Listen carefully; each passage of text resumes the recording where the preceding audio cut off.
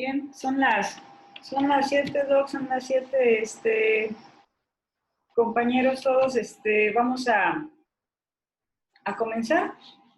Y bueno, primero que nada, darles la bienvenida, gracias por unirse a esta cuarta sesión del ciclo de la Federación de Conferencias, del ciclo de conferencias de la Federación Mexicana de Hockey. Y bueno, había yo programado la sesión con cámaras activas, no sé si ustedes las pueden activar desde su ordenador, a petición del doctor, si pudieran hacerlo. Me parece que el audio sí está desactivado porque en teoría sí lo programé, espero que lo haya programado bien, para manejar una mecánica que él me comentaba que le gustaría poder verlos, y vamos a permitir que termine su charla. Y al finalizar, ya sea en preguntas y respuestas o si alguien quiere hablar, solo me comenta para poderle activar el micrófono. Entonces, si ustedes pudieran activar su cámara, pues adelante. El tema de hoy, riesgos de lesiones en especialización temprana, a mí me parece un debate obligado para todas aquellas personas que somos responsables del entrenamiento de niños, niñas o adolescentes. Y para esto, pues, nos va a ayudar el doctor Miguel Ángel Nazulaque. Él es médico cirujano por la Universidad Autónoma de México, por la UNAM. Tiene una especialidad en medicina del deporte por la Universidad Autónoma de Yucatán. Diplomado en ecografía musculoesquelética e intervencionista por la Universidad Autónoma de Guadalajara. Diplomado en medicina del fútbol por la FIFA. Es médico del boxeo amateur y profesional y médico de las selecciones nacionales mayores varonil y femenil de hockey sobre pasto desde el 2014. Además, es una autoridad en medicina del deporte. Es vicepresidente de la Federación Mexicana de Medicina del Deporte. Y bueno, dentro de los privilegios que yo he tenido al dirigir la selección femenil, pues uno de los más reconfortantes, los más placenteros, ha sido el conocer personas. Y yo desde que conocí al doctor Aken en el 2014, en el Centroamericano, en Veracruz, 2014, pude ver su gran capacidad de trabajo, su profesionalismo, su seriedad, el compromiso con el staff y con las atletas, y para mí es un referente. En México, de las personas más profesionales con las que yo he podido trabajar. Así que, pues, doctor, bienvenido, muchas gracias por darse este tiempo, porque sé que su agenda es muy apretada, así que, pues, el hockey mexicano le agradece que tenga estos momentos para nosotros. Bienvenido. No, al contrario, profe, al contrario, muchas gracias por la invitación. Desde 2014, con mucho gusto, después de la invitación que me hiciera el Comité Olímpico Mexicano y después de conocer a la Federación Mexicana de Hockey, la maestra Carmen, a usted y al staff también de la selección varonil en ese entonces, pues bueno, lo único que hemos podido hacer es tratar de compartir experiencias, aprender también en el camino, porque nunca se deja de aprender. Y bueno, yo estoy muy feliz y agradecido porque me han invitado a dar esta plática con tantos entrenadores que están alrededor del país. Y bueno, espero que, y también fuera de México, y espero que lo que vayamos a platicar, porque es justo eso, una plática, sirva de algo para el crecimiento del hockey en México. Como le decía hace un momento, creo que es un tema obligado, ¿no? Para todos, y bueno, qué mejor de la mano de usted.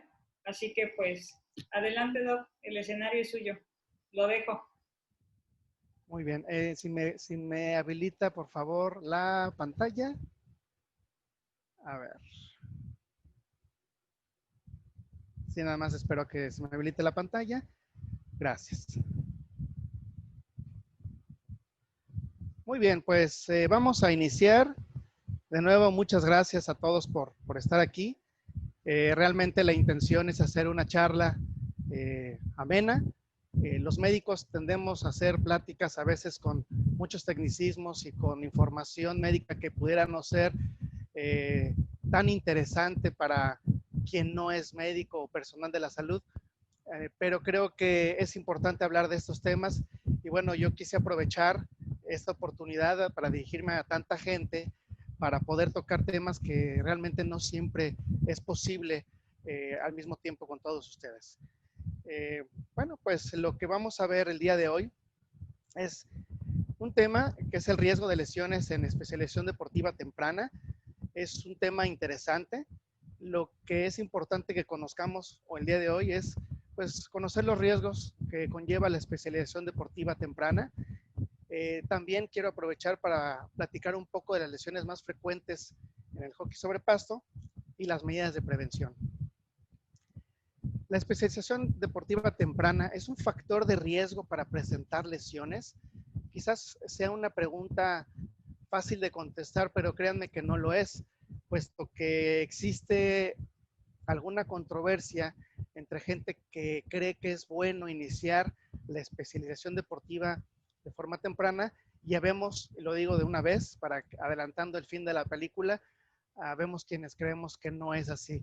Pero es importante en estos foros hablar con evidencia, no nada más de la experiencia que tengamos cada uno como profesional en el área, sino la evidencia que está comprobada en el área médica y en el área deportiva, que sustente si es posible o no es posible, si es correcto o no la especialización deportiva temprana. Vamos a revisar una serie de información de artículos científicos médicos y sobre esto vamos a sustentar lo dicho en esta temática. ¿Es un factor de riesgo para presentar lesiones? Pues por supuesto que sí. Vamos a definir qué es la especialización deportiva temprana. Como vamos a ver, existen muchas definiciones y en general es un entrenamiento intenso en un solo deporte y la exclusión de otros. ¿Cuándo ocurre la especialización deportiva temprana? Generalmente, toda la información que tenemos nos habla que para hablar de especialización deportiva temprana, tiene que ser estas prácticas que vamos a revisar antes de los 12 o los 14 años de edad. Si tenemos aquí maestros, entrenadores de hockey en escuelas, en campamentos, que tengan niños de esta edad, pues por supuesto que este mensaje va para ustedes. Pero también para entrenadores de nivel de primera fuerza, e inclusive de selecciones nacionales, por supuesto que también, ya que en muchos países el hockey el desarrollo del hockey tiene mucho que ver y también pasa mucho por las manos de los entrenadores de las selecciones nacionales, juveniles y mayores. A veces creemos que todo es como un cuento de hadas, ¿verdad? Que la especialización deportiva temprana siempre es así, como vemos en esta imagen, siempre empieza a estas edades, las cargas de trabajo hay que incrementarlas, hay que ser duros con estos niños y vamos a obtener esto como resultado. No hay nada más alejado de la realidad, como vamos a ver más adelante. Y aquí les pongo el primero de varios artículos que voy a citar. Lo importante de toda esta serie de información que vemos acá es abajo a la izquierda en color amarillo, podemos ver la referencia del artículo, un artículo del 2020 donde nos dice cuál es el impacto en la salud de los jóvenes con respecto a la especialización deportiva temprana. Pero lo que quiero que pongamos un poco más de atención en toda esta información, aquí a la derecha, es la definición de este concepto de especialización deportiva temprana, que va desde la práctica de multi versus un solo deporte competitivo, al menos ya por un año, en personas, en niños de 12 o antes de los 12 o de los 14 años, o participar primariamente en un deporte y excluir a todos los demás. Y como podemos ver en todos estos autores, voy a mover mi puntero, vean cuánta evidencia, cuántos artículos hay hechos en diferente tipo de población. Básicamente todos hablan de los mismos conceptos. Es participar en un solo deporte, darle énfasis a un solo deporte, especializarse, entrenar intensamente y excluir a todos los demás antes de los 12 años. Realmente eso, como vamos a ver más adelante, no es lo más recomendable. ¿Qué dice la evidencia de esto? No es que yo diga que no es correcto solamente porque a mí no me guste o porque yo como profesional de la salud crea que no es correcto. La información que pongo a su disposición se basa en una serie de estudios que nos indican que lo correcto no es eso. Ese mismo artículo que mencioné al principio, que es este también, indica tajantemente que no hay evidencia que demuestre que especializar deportivamente a unos chicos será necesario para alcanzar éxito a nivel élite. Es contundente. Tampoco hay evidencia de que la especialización deportiva mejore el rendimiento en atletas contra aquellos que no fueron atletas que se especializaron desde el punto que se especializaron jóvenes, a edades tempranas. Y en esta imagen tenemos casos muy importantes de los dos aspectos o de los dos extremos de estos conceptos. Gretzky, el mejor jugador de hockey sobre hielo de la historia, definitivamente fue un atleta que nunca se especializó hasta entrada a la adolescencia en su deporte. Venus Williams y su hermana, Serena Williams, definitivamente que es un gran ejemplo de cómo la especialización deportiva en ellas sí fue a edad temprana, y si leemos la historia de estas dos grandes tenistas, más exitosa una que la otra definitivamente, sabemos que fue también una cuestión familiar. Roger Federer, el mejor tenista de todos los tiempos, es un deportista que no hizo una especialización deportiva temprana. André Agassi, definitivamente que fue un caso muy, muy especial, ¿verdad? Donde en su libro tacha a su padre como un demonio, ¿verdad? Obligándolo a ser un deportista de élite contra su voluntad, y pues lo logró. Tiger Woods es otro ejemplo de un deportista que realizó especialización deportiva temprana y tuvo éxito. Y por último, LeBron James, uno de los mejores jugadores de básquetbol de la historia, no al mismo nivel que Michael Jordan, ¿verdad? Yo tengo 42 años y para mí Michael Jordan es el mejor, pero LeBron James es un atleta que, si leemos su historial, practicó prácticamente todos los deportes y pudo haber sido también un gran jugador de fútbol americano, como lo es en el básquetbol. Con más evidencia, entonces, aquí tenemos ya otro artículo que habla exactamente de lo mismo. Evidencia y recomendaciones basadas en conocimiento. Para la gran mayoría de los deportes, no hay evidencia, insisto, de que un entrenamiento intenso antes de la pubertad sea verdaderamente la clave para alcanzar el éxito deportivo. La especialización deportiva es un proceso a través del tiempo, ¿sí? Los padres son quienes normalmente inician a los chicos, a los niños en el deporte, y este estudio comprueba o dictamina que quien inicia la especialización deportiva en general es el entrenador. Lo que recomienda este estudio es, y lo vamos a ir hablando a lo largo de este tema, es pues diversificar actividades deportivas de forma temprana, y después vendrá la especialización deportiva, que tiene más probabilidad de conducirnos a un éxito deportivo. Niños que disfrutan más el deporte, menos lesiones, mayor tiempo de participación, y después vendrá mayor posibilidad de éxito. Hay que recordar que no hay una fórmula para tener éxito deportivo en el mundo, ni en la historia del deporte. No existe una fórmula como receta de cocina. ¿A qué estamos empujando a nuestros niños? Bueno, los ídolos deportivos a nivel profesional, los medios de comunicación, pues nos llevan a que niños, alentados por los padres, busquen tener una especialización deportiva temprana.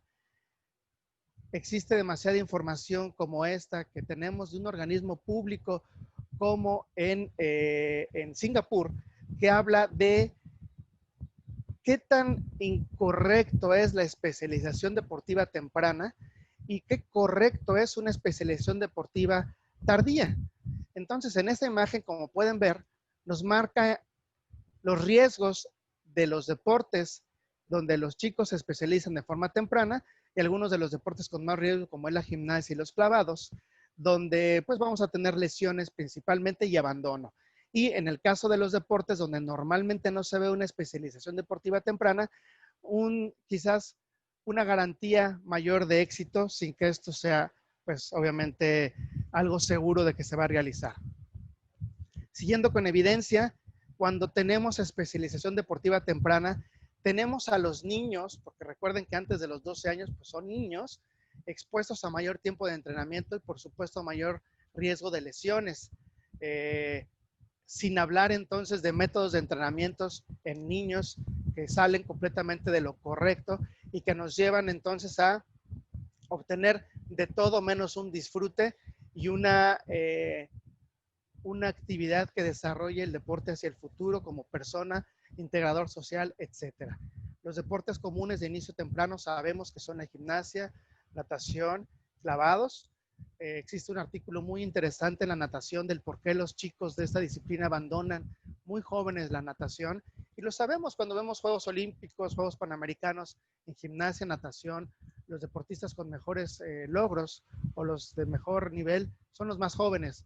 Entonces estos son los deportes de mucho más riesgo, aunque ya estamos viendo nadadores de más de 30 que persisten con niveles deportivos muy altos y que quizás pues estamos en vistas de poder romper paradigmas en el entrenamiento, en la metodología.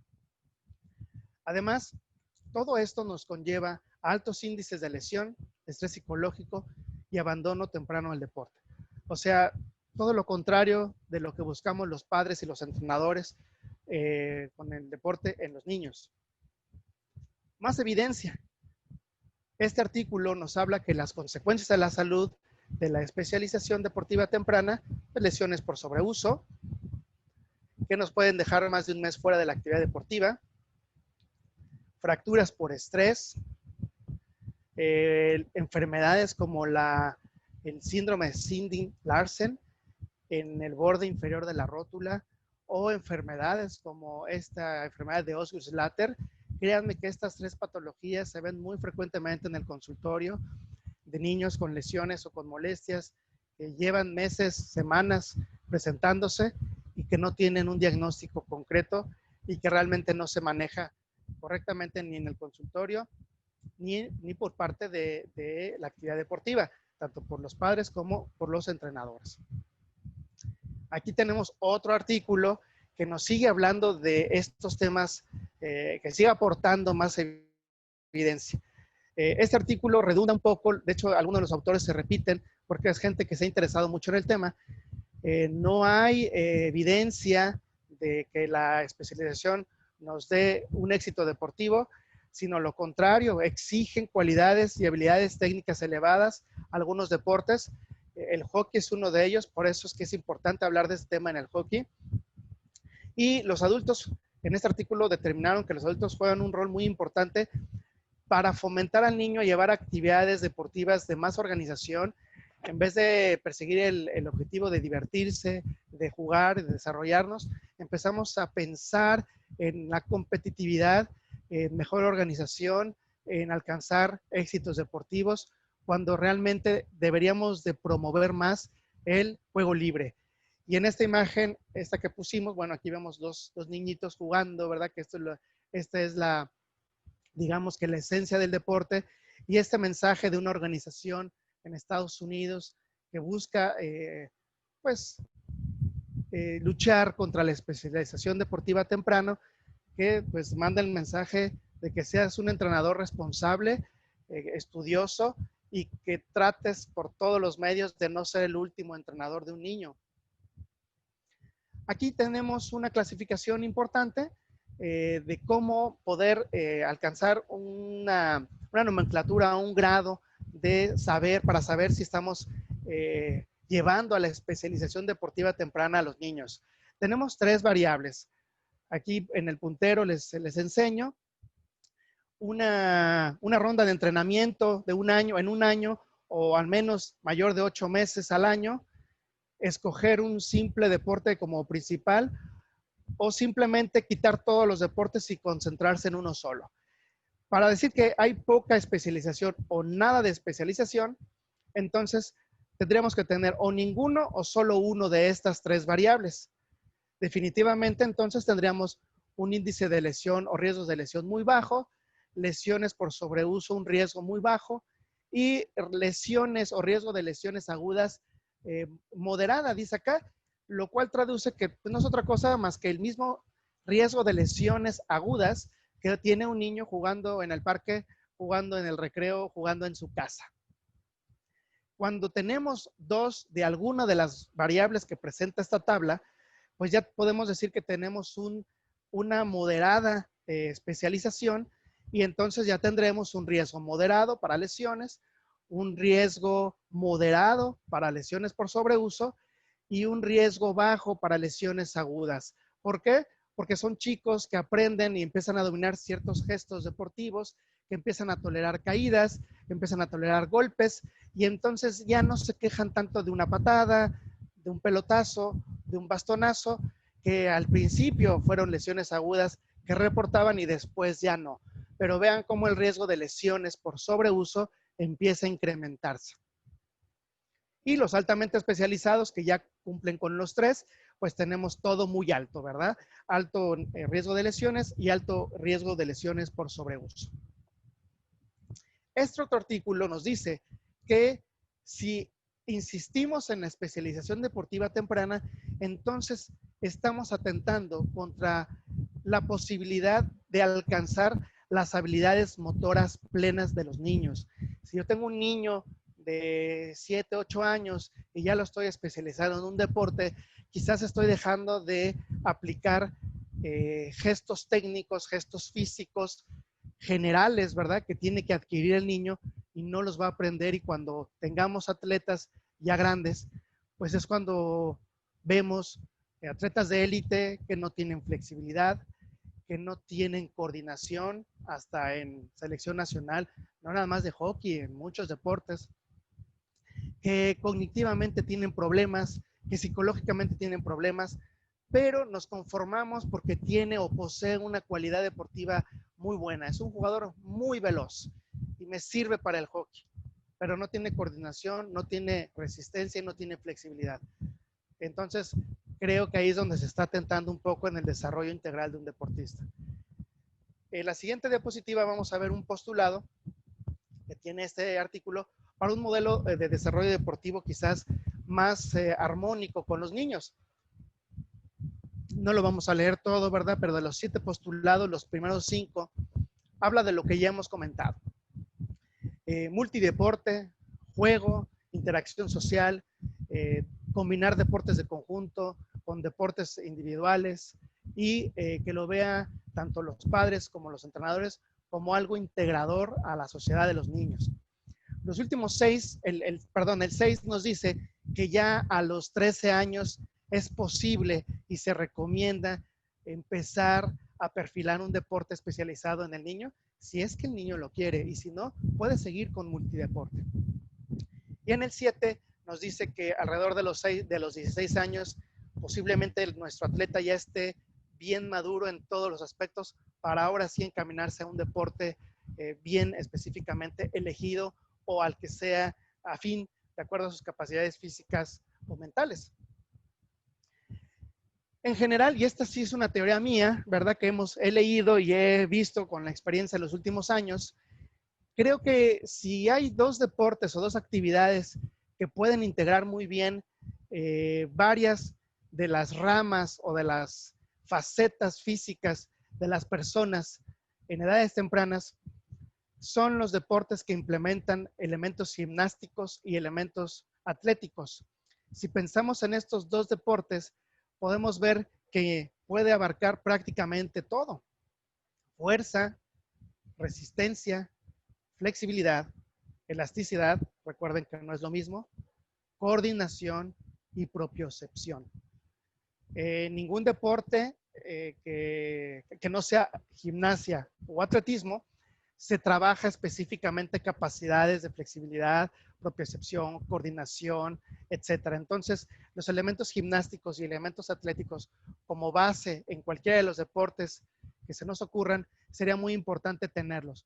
Por eso es que en modelos deportivos escolares como Cuba, como Ucrania, como Estados Unidos, gimnasia y atletismo forman parte de las materias básicas deportivas que los niños en la educación elemental llevan, y no lo es así en México, por ejemplo.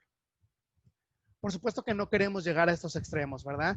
La gimnasia sabemos que es un deporte en el cual los niños son sometidos a grandes cargas de estrés físico y mental, psicológico, que bueno, es un completo despropósito para lo que el deporte es, a lo mismo que el atletismo en los niños, sobre todo de atletismo en disciplinas de resistencia, pues está completamente proscrito en niños y en adolescentes algunas de las disciplinas. Bueno, y entonces, ¿de qué se trata esta charla? Bueno, como les dije, a nivel mundial, la medicina del deporte no recomienda la especialización deportiva temprana. Basados en todas estas evidencias que acabamos de revisar, no es recomendable y más adelante al final vamos a dar una recomendación general para que no nos perdamos entre tanta información. ¿Qué pasa en el hockey de pasto, sobre pasto a nivel mundial? Bueno, no existen estudios que aborden la especialización temprana en el hockey sobre pasto. No la hay.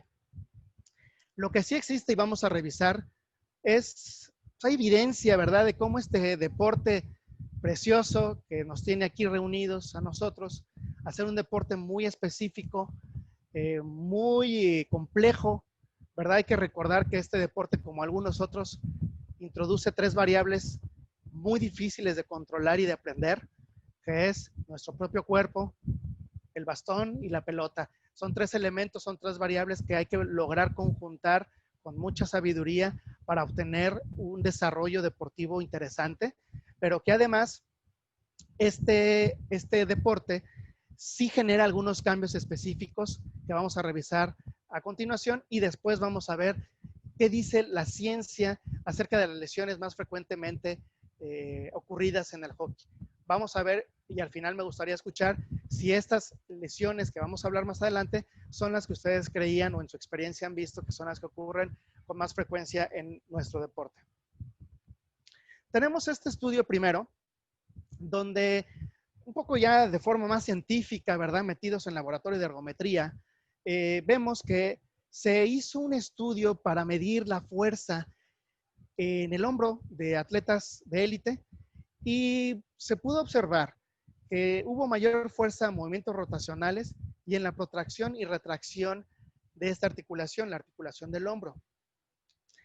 Se vio además que los deportistas que se utilizaron para este estudio tienen un patrón simétrico rotacional, o sea que cuando giran sus brazos, los dos, es simétrico el movimiento, pero es asimétrico el movimiento cuando hay movimiento que conlleva el movimiento de la escápula hacia adelante y hacia atrás, que es una cualidad que tiene el jugador de hockey.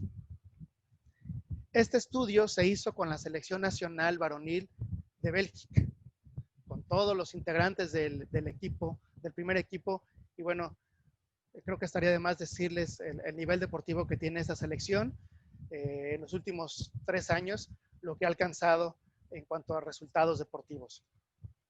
Para que no nos perdamos un poquito, lo que vemos aquí en esta imagen, pues son este y este otro, a ver, vamos a cerrar acá, este músculo, que es el supraespinoso y su tendón, el subescapular y otro que está aquí atrás, que es el infraespinoso, son los que se encargan de rotar el hombro. Y estos otros 2 grupos que estamos viendo acá, son los que se encargan en parte de hacer la protracción y retracción del hombro. Entonces, fíjense qué interesante, en Bélgica se les ocurrió hacer un estudio para medir estos movimientos, a ver qué pasaba en los deportistas de élite de ese país y encontraron diferencias, por supuesto, comparado con gente sana, pero que no realiza deporte de alto rendimiento.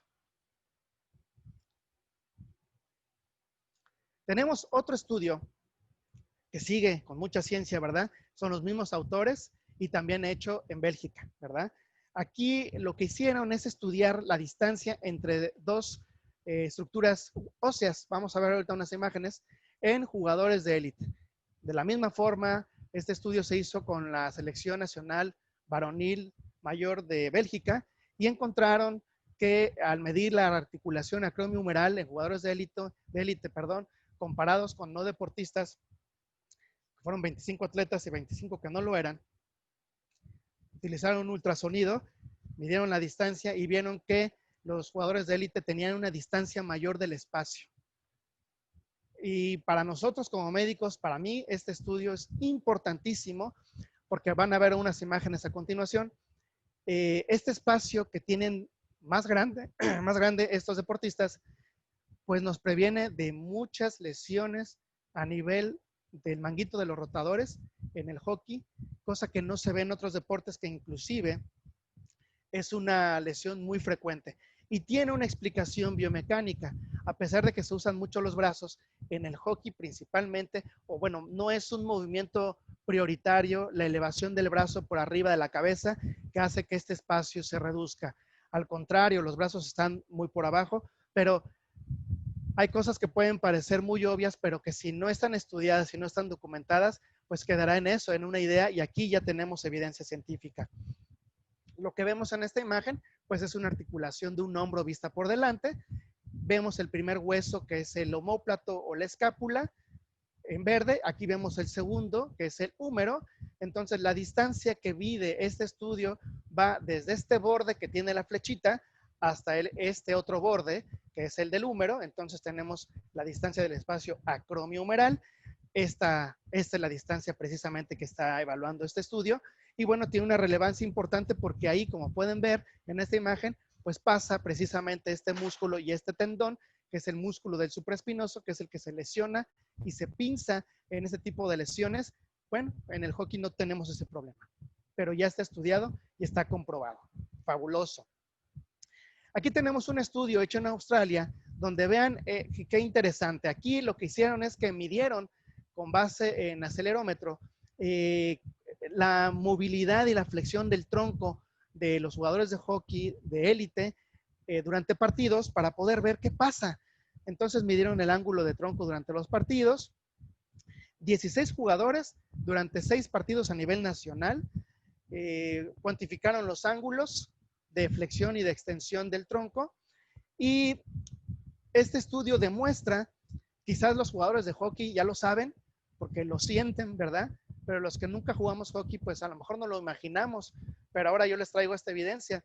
89.2 o 26% del tiempo los jugadores se pasan en una posición que no es la natural, en 0 grados. Vamos a ver una imagen adelante, que va desde un ángulo mayor o igual a 40 grados en la hiperextensión hasta los 90 grados de flexión, ¿sí?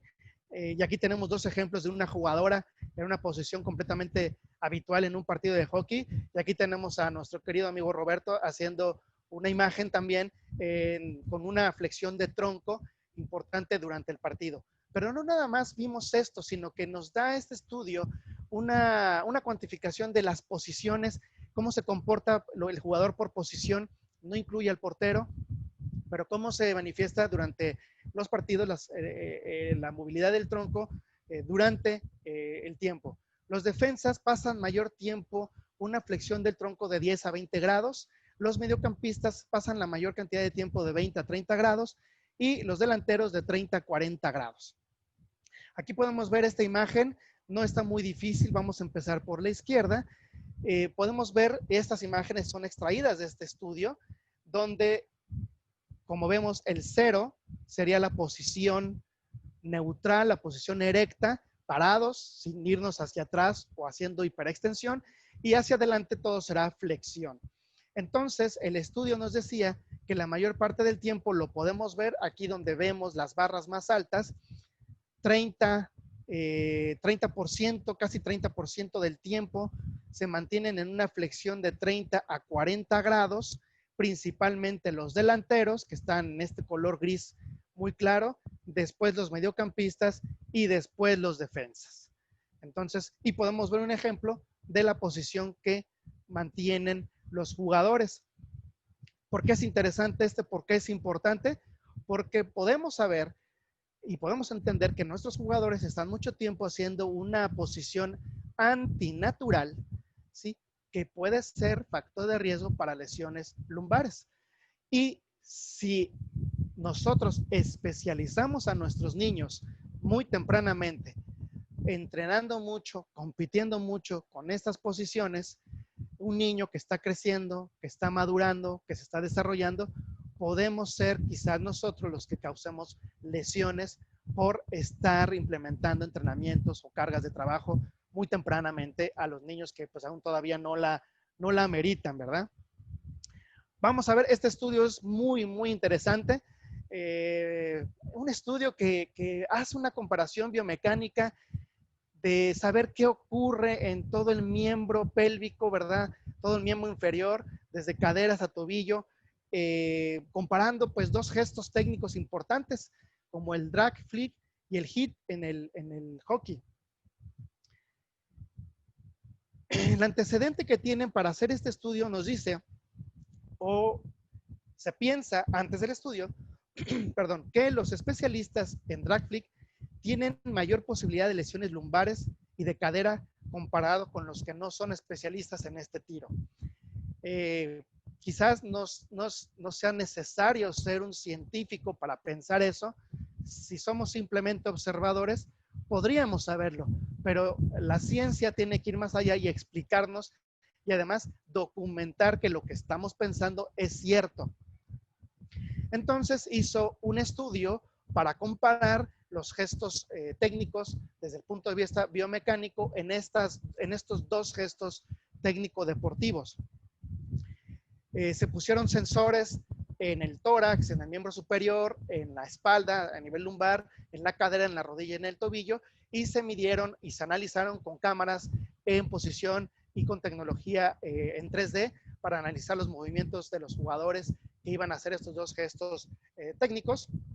Y el estudio concluyó que para hacer el drag flick se realiza una mayor embestida delantera del miembro pélvico izquierdo que genera una mayor flexión en la rodilla, en la cadera, en la columna a nivel lumbar y en la dorsiflexión del tobillo. Todo esto cuando lo comparamos con un hit. Entonces, si especializo a un niño, yo estoy traspolando esta información que ya existe en el hockey, pero que no hay estudios de especialización temprana, pero que hacemos este ejercicio. Si especializo a un niño de forma temprana y le enseño, porque quiero que sea mejor que Sandeep para tirar, para hacer un drag flick, y lo estoy especializando desde joven, le estoy cargando la columna, la cadera, la rodilla y el tobillo a muy temprana edad a esas articulaciones que apenas están en desarrollo. El drag flick, este último punto nos menciona que además genera una flexión y una rotación importante en la columna lumbar. Y termina concluyendo, bueno, repite y refuerza un poco la información del estudio. Esto ya lo comentamos, lo de la columna, pero esto es importante porque, como vemos en la imagen, se requiere hacer todo esto primero para alcanzar y facilitar y garantizar un contacto prácticamente perfecto entre el bastón y la pelota. Por supuesto, si no, no es posible. Para poder poner el bastón, como lo vemos en esa imagen, completamente horizontal al terreno de juego, necesitamos adquirir esta posición. Ahí les estoy marcando la flexión de la columna lumbar, como está bastante bien marcada. Vimos que una mayor profundidad en la posición de embestida va a generar, mientras más profundo sea el gesto del deportista, mayor tiempo va a estar en el pico de flexión en la rodilla, cadera y columna lumbar. Entonces, ahí vemos la flexión de la rodilla, ahí vemos la flexión de la cadera, y en esta imagen no se aprecia muy bien, pero ahí vemos cómo está generándose la dorsiflexión del tobillo. Si tuviéramos un video, unos instantes después de lo que estamos viendo en este momento, se verá ya la dorsiflexión del tobillo. Por supuesto que para nosotros tiene una gran relevancia médica. Todos los jugadores que sean especialistas o que más realicen este gesto deportivo tendrán una carga física importante en estas zonas, y es por eso que en algunos jugadores, y si nos están viendo nuestros queridos jugadores de la selección varonil y femenil que hacen más este gesto deportivo, por eso les duele a veces la espalda, la pompi, ¿verdad? La cadera y la rodilla. Y no quiere decir que necesariamente esté mal. Definitivamente el deporte de alto rendimiento en muchos libros está considerado como patológico. Lo que tenemos que hacer y lo que tenemos que planificar entonces es aprender a hacerlo sin lastimarnos. Bueno, ¿qué hay con respecto a las lesiones? Bueno, las lesiones en el hockey hay un poco más de información. Este estudio es muy interesante. Se realizó en la liga, en la Liga Real de Holanda, primera división, donde por medio de una encuesta, este número de jugadores hizo una encuesta, mayor proporción de mujeres. Es una muestra que no es lo más representativo, ya que solamente 5 equipos se involucraron en el estudio cuando son más de 20 los que conforman la primera división. Un seguimiento de 38 semanas, 112 lesiones que se presentaron en 52 jugadores, que representan un 70%. 78% acudieron a asistencia médica y otros no tanto, no requirieron la asistencia. Una media de incidencia de lesiones del 29%. Y interesante, los mediocampistas y delanteros reportaron la mayoría de las lesiones. Aquí es importante entender este tipo de estudios porque sí va de acuerdo a la estadística que hemos llevado en torneos cuando hemos trabajado con los muchachos o con las muchachas, sí va de acuerdo a esta estadística, vaya, sí es reproducible. Este estudio tiene la desventaja de que la muestra es muy corta, es muy pequeña y que, bueno, es por encuesta, ¿verdad? Imagínense si en Holanda no hacen un estudio con tan grande que pudiera ser, pues también eso explica el por qué en México todavía no los hemos podido realizar. Aquí también tenemos una explicación, una ampliación, ¿verdad? Esta gráfica está muy interesante. El porcentaje de todas las lesiones, la mayoría, como mencionábamos, es en mediocampistas y un mayor porcentaje, como podemos ver aquí en gris, es lesiones por sobreuso y un menor porcentaje es en lesiones agudas en mediocampistas. Es lo más frecuente. En segundo lugar, las lesiones que se producen sin contacto alguno son más frecuentes que todas las que podemos ver en esta otra columna, ¿verdad? Y por último, podemos ver que la región donde más lesiones encontramos en el hockey es en el muslo. Definitivamente concuerda con lo que hemos observado en todos estos años. Principalmente, insisto, hay más lesiones por sobreuso y que se vuelven crónicas a lesiones agudas. Y bueno, pues aquí tenemos experiencia, aquí hemos visto, esto sí se cumple con lo que hemos podido apreciar en el paso de estos últimos años con las selecciones de hockey a nivel mexicano. Este otro estudio es importantísimo y es muy bueno, lo realiza la FIH junto con otros médicos, donde en 2013 estudiaron todas las lesiones que se presentaron. Ahorita vamos a ver la lista de las competiciones que se hicieron para poder entender el comportamiento de las lesiones, el lugar, el sitio de la cancha, en qué momento del partido, en qué zona de la cancha se producen y obtener promedios. Los promedios se obtienen por número de lesiones por partido o número de lesiones por cada 1000 horas de juego. Esa es una cifra que se usa para tratar de entender qué tan frecuente o no es una lesión en un deporte. Podemos ver que todos estos eventos, importantísimos eventos que se realizaron en el 2013, dieron lugar a, bueno, mucha información, ¿verdad? Cuántos partidos se jugaron, el número de lesiones, el porcentaje de las mismas o el porcentaje o el número de lesiones por cada 1000 horas de entrenamiento.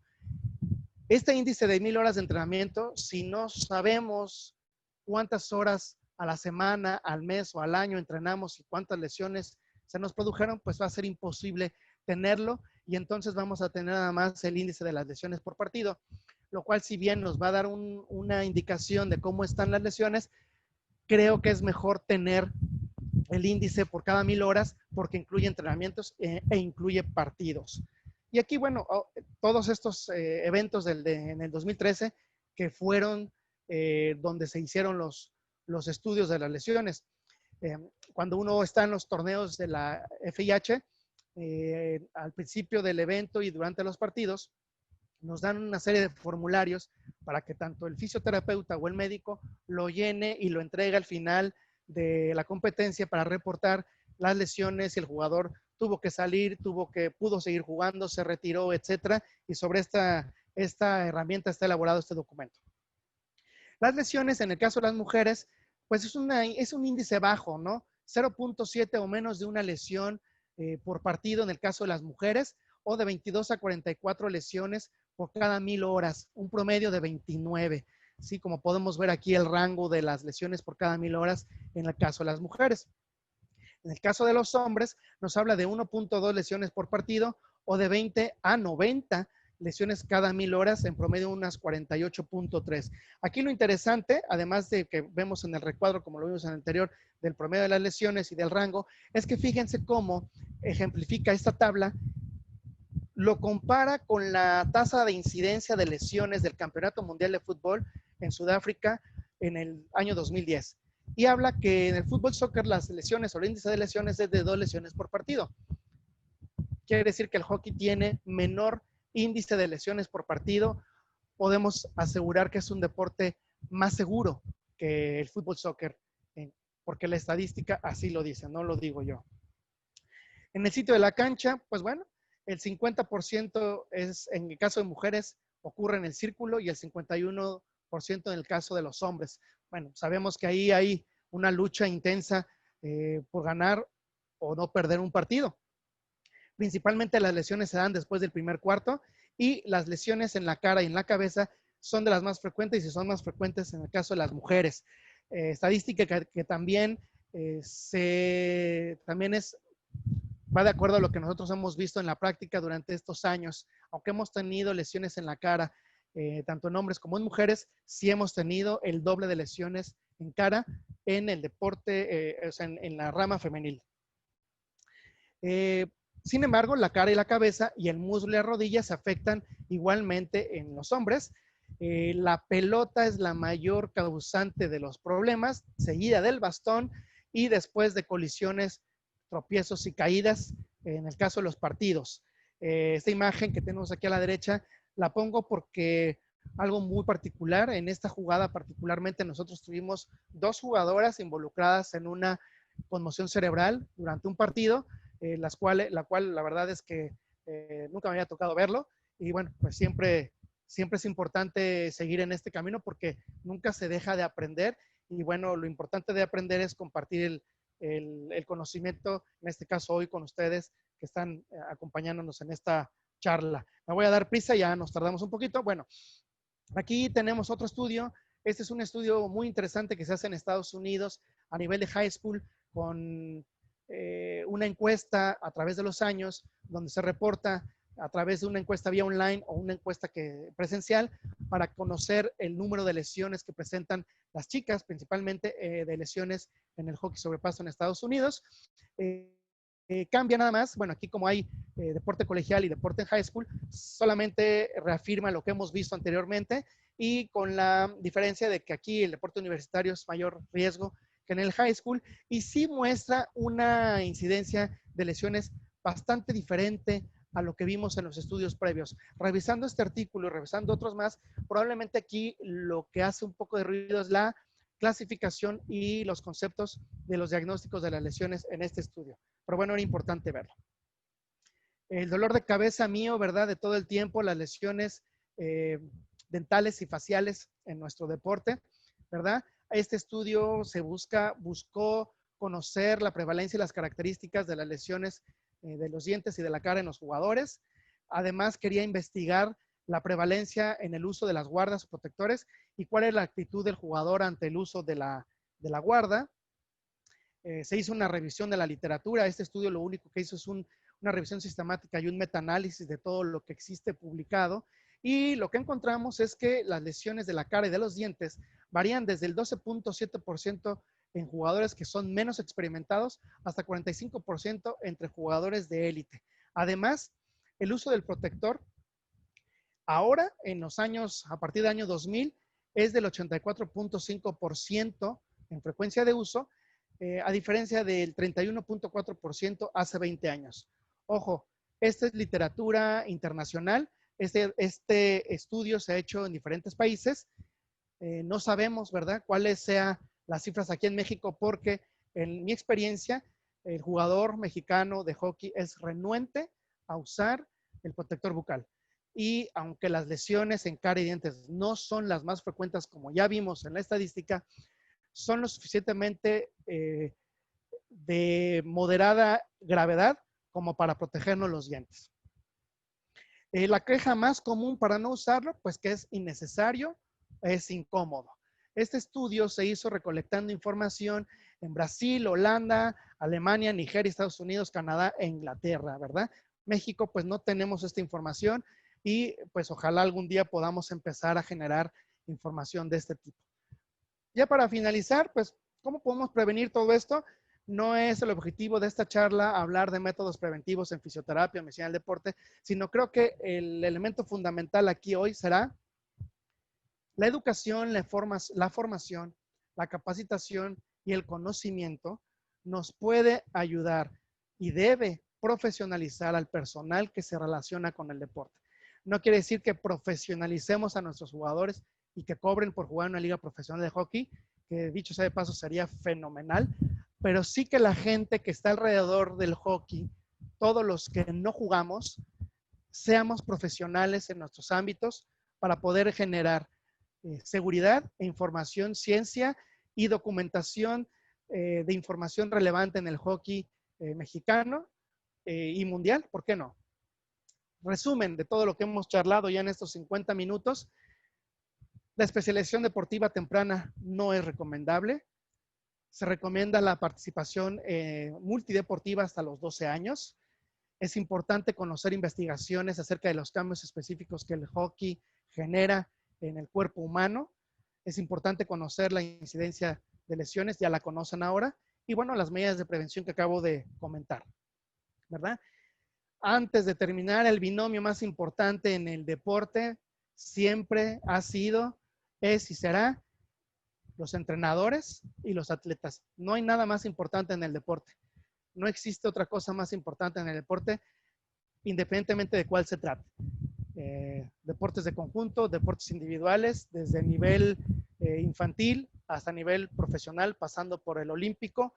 Estos son los personajes más importantes que hay. ¿Qué requiere? Pues requiere del apoyo de las ciencias de la salud aplicadas al deporte, que ahí es donde nosotros entramos, medicina, fisioterapia, nutrición, psicología, odontología, pero que estén especializados en deporte y actividad física. Definitivamente hemos visto con el paso de los años que no es necesario que yo sea un profesional de la medicina y que me guste el hockey para poder ayudar. Yo me tengo que profesionalizar en medicina, el deporte y la actividad física y después en el hockey sobre pasto para poder ayudar. Si no, va a ser muy poco lo que yo pueda hacer con respecto a la ayuda en el deporte. Para concluir, bueno, esta es la serie de referencias bibliográficas que se utilizaron para esta charla. Sí lo pongo porque es importante que entendamos que mientras más utilicemos el método científico, la revisión bibliográfica, sistemática de información que existe disponible para nosotros, mejor podemos acrecentar y tener fondos sólidos de conocimientos para generar una opinión y no nada más que yo me pare aquí a decir que lo que yo he visto en estos 6 años en el hockey es mi experiencia y es lo que vale. Definitivamente no es así. Definitivamente combinar ambas cosas es lo más importante. Y bueno, no me queda más que agradecer a todos este grupo de muchachos y de muchachas con los que hemos convivido en los últimos años y que hemos visto sus esfuerzos pues grandes de todo tipo, deportivos, escolares, personales, psicológicos, de salud, para alcanzar el sueño que es jugar hockey a nivel profesional. Bueno, a nivel élite, algunos profesionales, pero lo más importante representando a nuestro país. Y por supuesto que estoy seguro que en la audiencia hay entrenadores y jugadores que quieren llegar a estos niveles. Bueno, pues desde el área de la medicina yo les digo que hay que estudiar mucho, hay que entrenar mucho también y que hay que esforzarse para poder alcanzar los máximos objetivos que el deporte requiere, porque si no, va a ser muy difícil que lo alcancemos. Con esta imagen, pues yo bueno, termino mi participación y les agradezco mucho el que me hayan invitado a participar con ustedes el día de hoy. Doc, muchas gracias. La verdad es que una presentación bastante nutrida de información, de evidencia científica, como usted ha dicho, ¿no? Que es muy importante y ya tenemos algunas preguntas. Tenemos también participantes que quieren que ya levantaron mano. Entonces empiezo con las preguntas que han dejado escritas y ahorita activo micrófonos. Bueno, pregunta un espectador anónimo que qué bibliografía para iniciación deportiva recomienda. Bueno, en el caso de bibliografía para iniciación deportiva, no soy el más indicado para hablar de ello porque estamos hablando de temas meramente deportivos y esta pregunta es importante porque yo siempre lo he dicho, trabajando con usted o trabajando con Paul, yo no soy experto en el hockey, yo no hablo de deporte, yo no hablo de estrategia, yo no hablo de jugadas, yo solamente hablo de medicina aplicada al deporte, en este caso el hockey. Que lo tengo que conocer, definitivamente sí, pero no sería yo la persona más recomendada para hablar de qué literatura existe para aprender o iniciación deportiva. Hay mucha. Compartimos hace unas semanas un libro de hockey, pero iniciación deportiva, pues habría que revisar. La verdad es que no tengo ahorita un texto o un título de un libro específicamente para el hockey. La literatura en España tiene muchos textos. La literatura, como pudieron ver de los documentos que utilizamos, viene completamente en inglés. Bélgica, Holanda, desarrolla mucho hockey y en español, pues por supuesto que Argentina, ¿verdad? Yo creo que por ahí podríamos buscar información de iniciación deportiva a edades tempranas en el hockey. Sí, seguro, también Argentina tiene mucha bibliografía al respecto. Antonio Escalante nos comenta que la natación también cumple para cubrir las cualidades que usted comentó sobre el atletismo y sobre la gimnasia. Axel Herrera nos pregunta, con respecto a la importancia del tema de las posturas y con referencia al estudio australiano, ¿cuál es la importancia del trabajo del core para evitar lesiones tempranas? Es importantísimo. En los últimos años, el desarrollo del core o del núcleo para prevenir lesiones en la columna vertebral ha tomado una relevancia importante. Sí es un elemento de entrenamiento que hay que poner a disposición de los atletas en las sesiones de trabajo. Sí ayuda a fortalecer, ayuda a prevenir lesiones, porque los músculos que se fortalecen no nada más son los abdominales, rectos abdominales, transverso del abdomen, los oblicuos del abdomen, sino también aquellos músculos que en los que no pensamos mucho, que son el psoas ilíaco, que viene desde la columna vertebral, cruza por delante y se inserta por abajo en la cara medial del fémur. Ese grupo muy grande de músculos que ya mencionamos, se trabajan con una postura estática como es el core, y que existen diferentes modalidades. Definitivamente es bien importante, pero ojo, no en niños. ¿Sí? No en niños. En niños, principalmente, lo que podemos hacer de trabajo del core es, insisto, no soy un especialista en deporte como tal, juegos que estimulen esas posiciones. Si a un niño le ponemos, ponte a hacer tus planchas, side plank y todo eso que vemos 20, 30 segundos, un minuto, no lo van a hacer, se pueden lastimar y no tiene ningún sentido. En cambio, si los ponemos a jugar buscando recrear estas posiciones, definitivamente sí puede ayudar, pero ojo, no es lo más importante en el entrenamiento de niños. Lo más importante en el entrenamiento con los niños es que ellos jueguen y se diviertan, y como mencioné en la presentación, el desarrollo de todas las capacidades físicas, fuerza, resistencia, velocidad, coordinación, basadas en el juego. Eso es lo más importante. Otro espectador anónimo nos pregunta cómo diferenciar el desarrollo de las cualidades físicas y coordinativas como parte de una estimulación temprana, buscando alguna asimilación de técnica individual, y la especialización deportiva. Bueno, lo hablábamos en la presentación. Si yo quiero saber si mi niño, mi atleta se está especializando tempranamente, si yo soy entrenador de hockey, primero tendría que ver yo mismo qué carga de trabajo le estoy poniendo y conocer si mi atleta está realizando otros deportes y otras actividades además del hockey. Si solamente está realizando hockey, entrenamiento intenso, lleva un año o más de 8 meses entrenando hockey y no hace otro deporte, entonces ya estamos especializándolo porque es lo único que está haciendo. Entonces ahí podemos empezar a determinar, sin evaluar capacidades coordinativas, propioceptivas, sino nada más la dedicación que le está realizando al hockey. Desde ahí ya podríamos empezar a saber si ya lo estoy especializando en forma temprana. Y no nada más para el hockey, para cualquier deporte. Y en este sentido, Doc, las horas cumplen un papel fundamental para entender si estoy haciendo un trabajo intenso o solamente la carga de trabajo.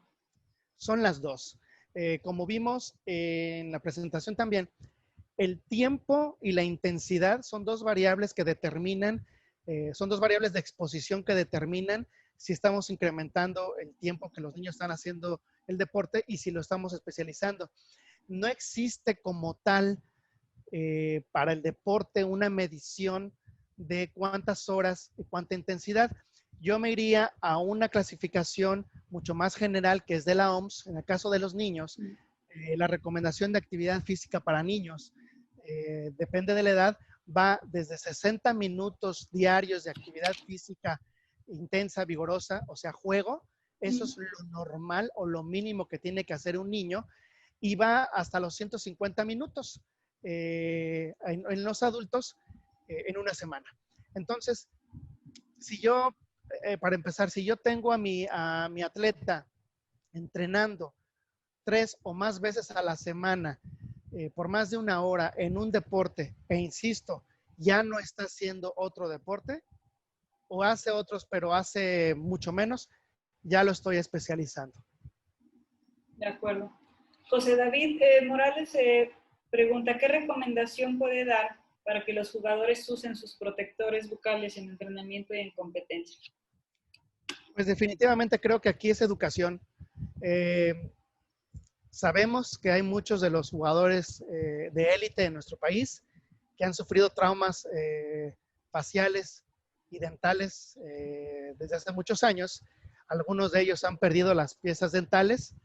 Bueno, no se nota, ¿verdad? Porque se han hecho buenos trabajos, pero es importante que nosotros como entrenadores, bueno, ustedes como entrenadores, eduquen y eduquen y eduquen y eduquen a los niños y a los padres en el uso de los protectores, porque si esta información o si hacemos una presentación del uso y las bondades del uso de la guarda, pero no lo promovemos y no somos no estamos insistiendo en el uso, y aparte nuestro atleta no está educado, pues no lo va a entender, porque va a pasar que a lo mejor usa uno y, como vemos en el artículo, lo siente innecesario, es incómodo, y además pues lleva meses jugando y nunca ha dado un pelotazo y nunca ha dado un bastonazo, y dice, pues no me sirve. Definitivamente no, porque el índice de lesiones es bajo, pero pregúntenle a aquellos que han sufrido una lesión y que no tenían la guarda, si vale la pena usar la guarda durante 2 años, que no pase nada, y que en el inicio del tercer año te lleves un bastonazo, un pelotazo, y que sí traes la guarda y que nada más te reventaron el labio y la boca, pero que los dientes están íntegros, ¿no? Entonces la recomendación sería educar, y el uso de guardas especializadas, personalizadas. Definitivamente no hay que ir a comprar una a Martí o a las tiendas y ponérselas. Ya hay buenos y muchos recursos de guardas especializadas en el deporte, porque cada mordida es diferente. Aquí en Mérida tenemos personal que se especializó en odontología deportiva, que nos hace las guardas para luchadores, boxeadores, futbolistas, halteristas, que nos hace las guardas personalizadas, y que hemos tenido buena respuesta, y que bueno, tendría que ser ese el camino. Estamos hablando, en este caso, como lo mencioné, de un profesional de la odontología especializado en odontología deportiva. Le voy a voy a habilitar el audio a Andrea de Baja California, Doc, para que haga su pregunta. Hola, Andrea.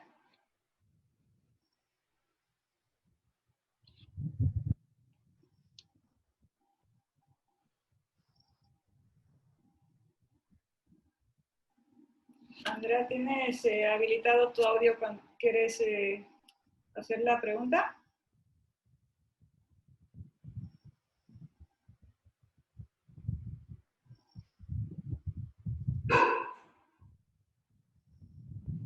Ok, espérame, también está Hugo Aguilera. ¿Te activo el audio, Hugo? ¿Ya está? Sí. ¿Sí me oyes, verdad? Sí, Bueno, Hugo, bueno, sí, te escuchamos. Ok, mira, ¿qué tal? Yo más que pregunta, yo creo que una pequeña aportación, porque yo creo que lo que está tocando el doc es muy interesante. y es una verdad, ¿no? De la especialización, que a lo mejor muchos, en mi caso yo empiezo con niños de 3 años, 4, 5 años, 6, 7 años, 8 años, pero como dice el doc, o sea, cuidando eso de no llegar a la especialización. Y bueno, ¿y cómo lo manejamos nosotros? Porque bueno, nuestro contexto, bien lo refería el doc, antes era, en mi tiempo yo empecé a los 8 años y yo pude hacer básquetbol, voleibol, fútbol americano, natación y hasta el último bueno, no al último, sino a los más o menos 12 años, 11 años, 12 años más bien, fue cuando yo comencé a agarrar un poquito más en forma lo que fue el hockey. Pero teníamos esa oportunidad porque nuestro contexto y nuestra seguridad era muy, muy diferente a los días de hoy, ¿no? Ahora es muy difícil que los papás puedan aportar a llevar hacia los hijos a varias disciplinas o que uno mismo pueda ir a ellas, ¿no? Por la seguridad. Y otra también por la cosa económica, ¿no? Entonces, yo me manejo en un contexto, la verdad, ahora sí que un contexto así medio difícil porque su estatus socioeconómico no es muy fuerte acá en Ecatepec. Entonces, casi es, los chicos me llegan ahí y es a veces el único deporte que hacen. Pero ¿qué hago yo? No los especializo, sino les doy tiempo de ir desarrollando su motricidad, su corporeidad, y después posteriormente doy un tiempo para la iniciación del hockey, ¿no? Entonces ya no caigo en la especialización, pero sí le estoy dando, como dice el doc, una multilateralidad para que ellos puedan ir desarrollando todo ese tipo de cosas. A veces en un entrenamiento mío, mis chicos, antes de empezar con hockey, hacemos calentamiento, me están haciendo a veces jugando a ver quién puede hacer una vuelta de carro, quién puede hacer un parado de manos. Estoy hablando de niños de 7 años hasta 6 años. He trabajado este tipo de situaciones y eso va aportando más a que ellos no vayan desarrollando más capacidades, ¿no? O más habilidades. Y eso es lo que a mí me gustaría aportar, ¿no? Coincidir con el doc de que no especializar, sí podemos ir comenzando a desarrollar habilidades pero no caer en ese grado de la especialización. Y para los que preguntan, pues hay libros muy interesantes. Hay uno que se llama Entrenamiento para Niños, o Entrenamiento de Fuerza con Niños, también está. Y este es de Ewen Heams, y lo pueden ir ahí, dice teoría y práctica de problemas especializados para el desarrollo de los niños. Y es un buen libro y hay muchos más, ¿no? Pero la idea es de que realmente se preocupen por quererse empapar y capacitar, ¿no? Y estar a la mano con los doctores. Yo tengo la suerte de que aquí en el campo, cuando yo estoy con chicos, tengo a Mikey, que muchos lo conocen, que es el fisiatra de la selección varonil, ¿no? Y bueno, también tengo esa facilidad, ¿no? Entonces, para ahí ir viendo y ir platicando, como dice el doc, con la gente de médica, ¿no? O fisiatras, ¿no? Esa es mi aportación que quisiera hacer, Areli, y pues te agradezco por abrirme el micrófono. A ti, Hugo. Andrea.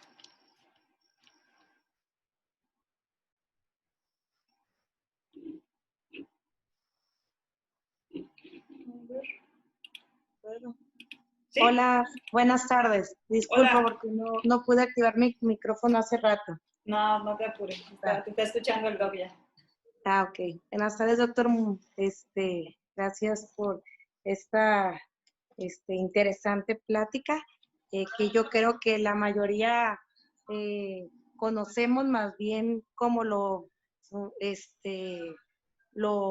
expuso, es súper interesante, y más todo lo que es pues científico, ¿verdad? Que ahí sí ya no hay pienso, creo, sino está fundamentado. Aquí el punto hacia donde voy, yo creo que los entrenadores lo conocemos y llevamos un proceso con los atletas de iniciación, que así le llamamos, de cuestión recreativa, lúdica, formativa, Más sin embargo, aquí nos enfrentamos muchas veces, como lo comentó en su plática con los papás, que es difícil que entiendan que es una etapa de formación y no de competitividad. Entonces nos hemos encontrado en torneos que nos enfrentamos al rival y pues realmente pues uno como entrenador sale contento por lo que hace los niños, más sin embargo los papás son los que a veces se frustran porque quieren que sus hijos sean los mejores y te exigen o les exigen a los niños de una manera medio excesiva, en el sentido que hasta, por ejemplo, en las categorías pequeñas no existe un portero como tal. Entonces, aferrados a que haya un portero, hay un poquito de inquietud por parte de los niños porque ven a los papás. Entonces, yo creo que aquí, como se ha mencionado, es cuestión, no sé la verdad, ahí va mi pregunta, cómo manejarlo, cómo justificarlo, porque sí se habla con los papás.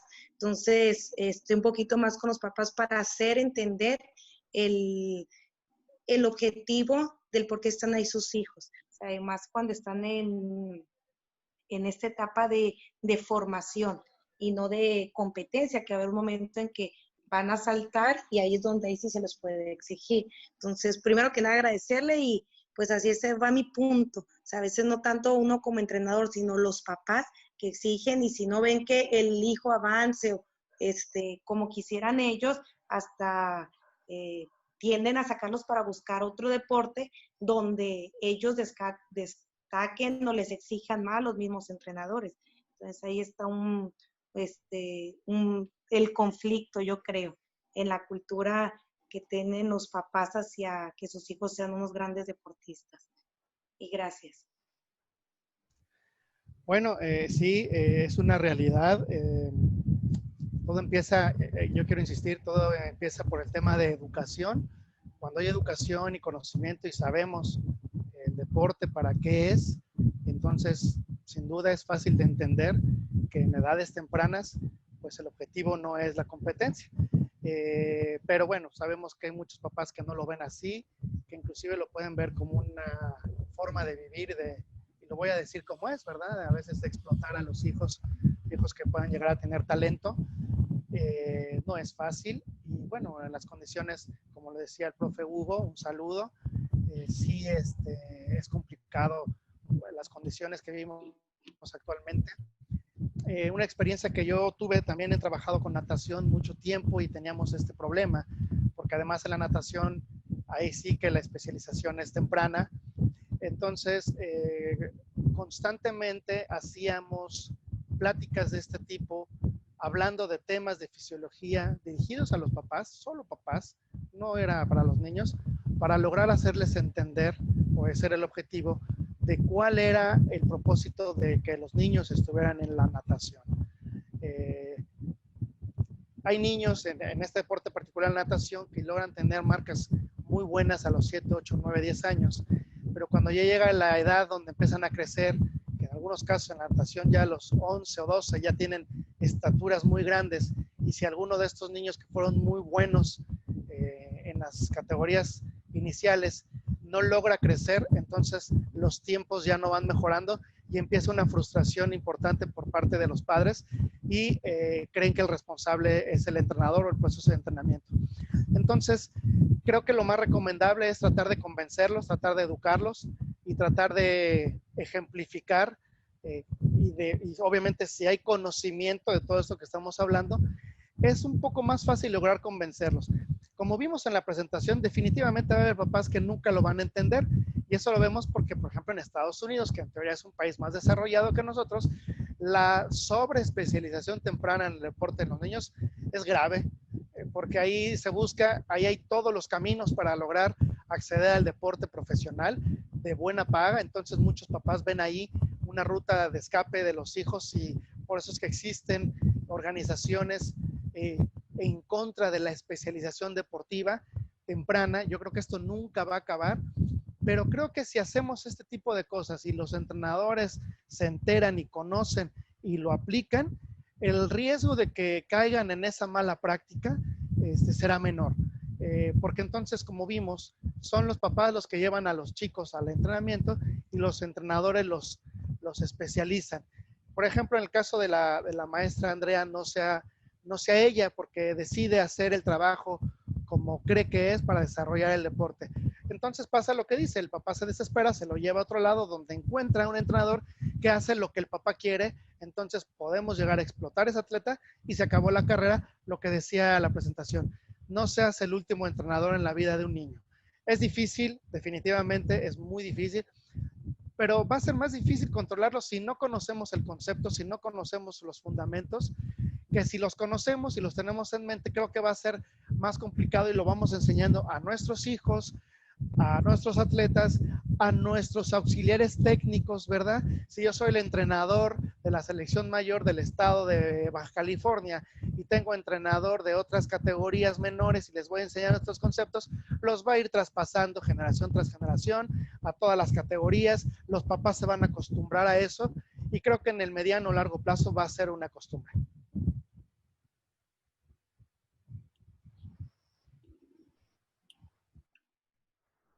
Listo, Doc. Tenemos un par de preguntas más. Axel vuelve a preguntar, ¿cómo compensar la sobrecarga específica del hockey al ser un deporte unilateral? Que si existen evidencias o si usted ha encontrado evidencias de que existan lesiones en un lado del cuerpo más que en otro.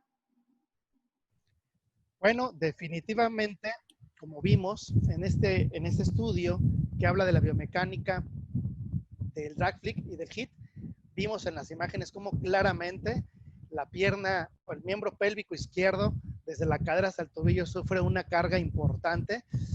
Es imposible poder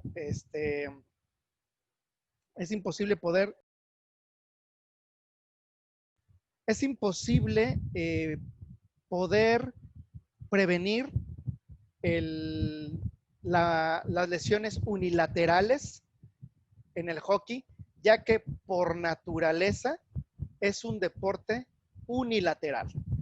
Definitivamente, desde el mismo hecho de que la pelota y el perfil del bastón y de los brazos y del golpeo de la pelota va solamente de un lado y no puedo hacerlo desde el otro, no es posible prevenir la unilateralidad en el hockey. Es imposible. Ahora, lo que sí es posible es generar un programa de prevención para la descarga o la compensación en los miembros pélvicos, tanto el derecho como el izquierdo, y en el caso de los brazos también sí se puede, pero no va a ser posible contrarrestarlo. Les pongo un ejemplo más claro. Aquí en Mérida también trabajo, soy el médico del Centro de Alto Rendimiento de Tenis, que está aquí en México, que tiene tenistas de todo el país, tiene tenistas desde nivel amateur hasta profesionales. Tengo un problema con el video, ahorita me lo están arreglando, pero veo que se escucha perfectamente el audio. Entonces, en el tenis tenemos este gran problema, ¿no? En este centro tenemos chicos desde los 9 años hasta los 26, niños que van a Olimpiada Nacional y chicos o chicas, en este caso, que viajan a eventos como el US Open, donde ya hay pues miles de dólares en juego.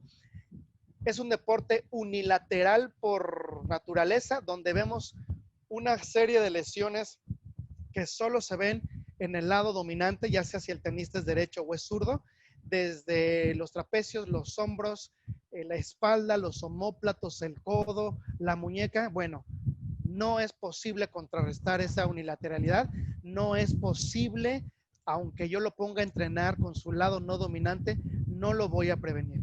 Lo que tendría que hacer entonces es, en el mundo ideal, contar con personal de fisioterapia o medicina que me ayude a elaborar programas de prevención o de compensación en la medida de lo posible de la parte que no trabaja de forma más frecuente. Eso es lo que tendríamos que hacer, ¿sí? Y en el caso del hockey, ya para terminar esta idea, pues no va a ser posible que yo le ponga la misma carga al miembro pélvico derecho o al miembro pélvico izquierdo, si con el drag flick ya vimos, toda la carga va sobre la pierna, la cadera izquierda, pues nunca voy a hacer un drag flick con haciéndolo al revés, entonces no voy a poder compensar.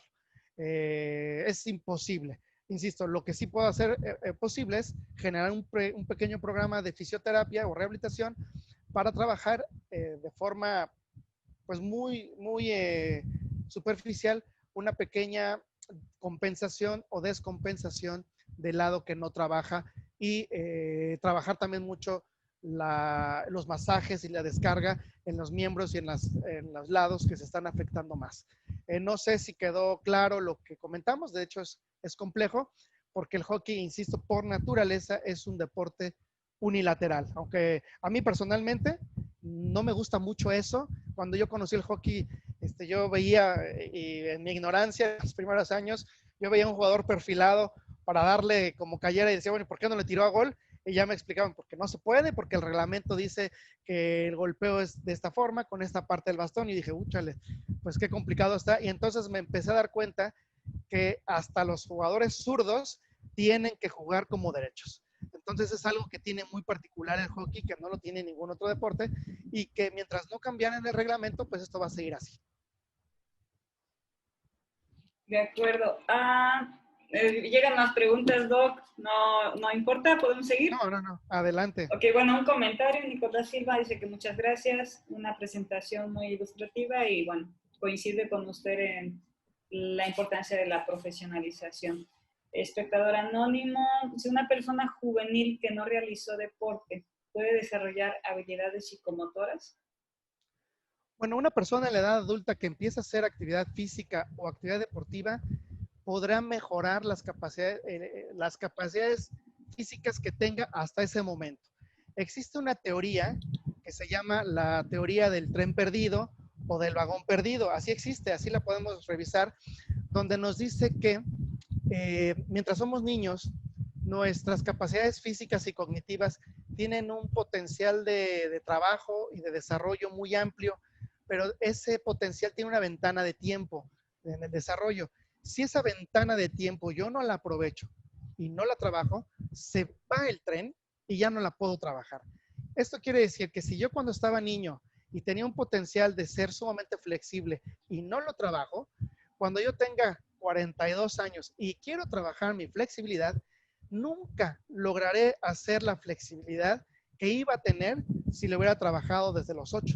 Lo que sí puedo mejorar desde el punto de vista físico cuando me pongo a hacer deporte es mejorar un poco mi coordinación, mi resistencia, mi flexibilidad, mi capacidad cardiopulmonar, respiratoria, pero va a tener un techo. Si mi techo cuando yo tenía 8 años era hasta el 1000, a los 42 años mi techo va a ser quizás hasta el 20.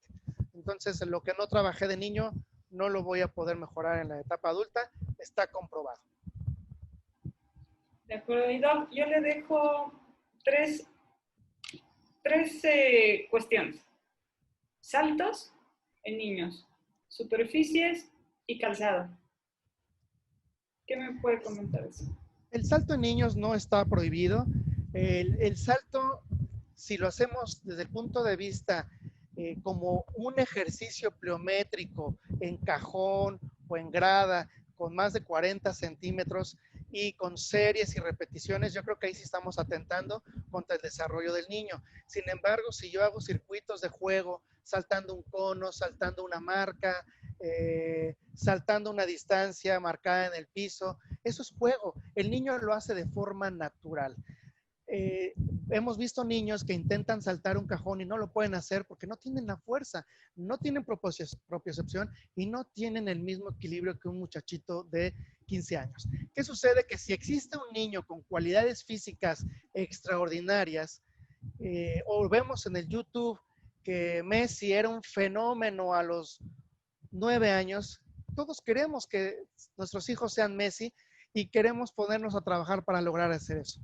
Esos deportistas, existen miles de futbolistas en el mundo y solamente hay uno como él, entonces realmente este es un ser superdotado. Entonces, en el caso de los saltos, si es en circuitos de juego, sin problema. Superficies, la superficie lo que se recomienda es que sea o duela o pasto. Evitar superficies duras definitivamente no es lo mejor. Hay que recordar que los niños en crecimiento, tanto en el talón como en la rodilla, tienen cartílago de crecimiento y entonces el salto en superficie dura y repetitivo con altas, con mucha altura, pues se van a lesionar esos cartílagos, que es algo que vemos muy frecuentemente en la consulta, que lo mencionamos, estas dos patologías. Y en los tenis, bueno, el zapato que se tiene que utilizar básicamente si el niño va a jugar es el tenis deportivo, un tenis común y corriente.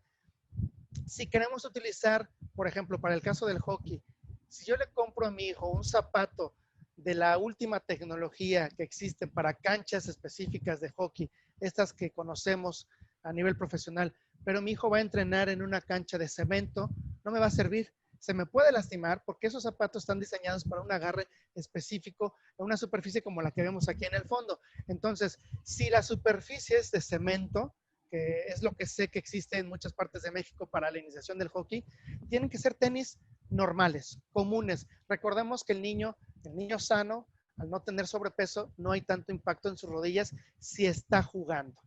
Si podemos tenerlo jugando en una duela, que sería lo ideal para el hockey, fenomenal. Ahora, si le voy a hacer trabajo físico jugando, pues lo ideal sería que fuera en pasto. Y así es pues más natural y no necesito que se ponga tachones de fútbol rápido, tachones de fútbol soccer, con tenis comunes lo puede hacer. Ya diferente cuando ya entramos en la etapa de especialización, pues en el caso de México que no hay muchas canchas especiales para el hockey, ahí lo que recomendamos es que utilicen los zapatos de fútbol rápido, que si bien no son los especiales para el hockey sobre pasto, a menos que vayamos a jugar en una cancha como la de Salamanca, que es la mejor que tenemos en México, pues ahí sí podrán usar los zapatos especializados para el hockey sobre pasto. Pero si son canchas como las que vimos en Veracruz, en los centroamericanos, pues con tenis de fútbol rápido y con los tenis de hockey que no tengan tan separados no recuerdo los tachoncitos, que no los tengan tan separados, que los tengan más juntos, porque mientras más separados están es para superficies más suaves y más irregulares, ¿no? Entonces, esa sería la recomendación. Sabemos que en México quizás lo que tengamos más acceso sean canchas de cemento o canchas de estas de fútbol rápido que se habilitan para hockey, pues zapatos de fútbol rápido sería lo que se recomienda. Gracias, Doc. Pues finalizamos. Hugo le manda saludos. Otro espectador anónimo lo felicita por una muy buena presentación. Yo coincido. La verdad es que ha sido una tarde-noche muy agradable, muy, muy educativa. A nombre de la federación, no solamente agradecerle la charla, sino estos 6 años ya de trabajo con los jugadores, con las jugadoras. Y yo nada más reitero lo que comenté al principio, es mi admiración y mi respeto y esperamos poder desde la federación seguir contando con toda su experiencia y todo su profesionalismo, doctor. Muchas gracias. No, de nada, Arely, muchas gracias a usted por la invitación. Yo, al contrario, encantado de participar, de aportar, de aprender. Por supuesto que he aprendido mucho. Y bueno, pues no me queda más que darle las gracias a todas las personas que pudieron venir, que pudieron escucharnos. Por supuesto, a la maestra Carmen, pues también por el apoyo para que yo les pueda acompañar en los eventos. Y un abrazo desde Mérida a la maestra Carmen, a usted, profe, por supuesto, gracias. Muchas gracias por la invitación. Y también, bueno, a todo el staff de hockey femenil y por supuesto al varonil, a Paul, a Héctor, pues un saludo y bueno, esperemos que el próximo año se reanuden las actividades y podamos volver a vernos en algún momento en México o a ver dónde, si Dios quiere, ¿verdad? Muchas gracias, profe. No, pues Doc, buenas noches y buenas noches a todos, gracias por haberse unido. Pasamos la presentación, terminando, yo creo que el día de mañana les estoy compartiendo la presentación del doctor y pues no olviden que el día 19 tenemos la próxima sesión del ciclo de conferencias. Doctor, ha sido un placer, saludos a su familia y que siga todo en viento en popa con usted. Gracias, igualmente un saludo, muchas gracias. Hasta luego. Gracias a todos. Adiós.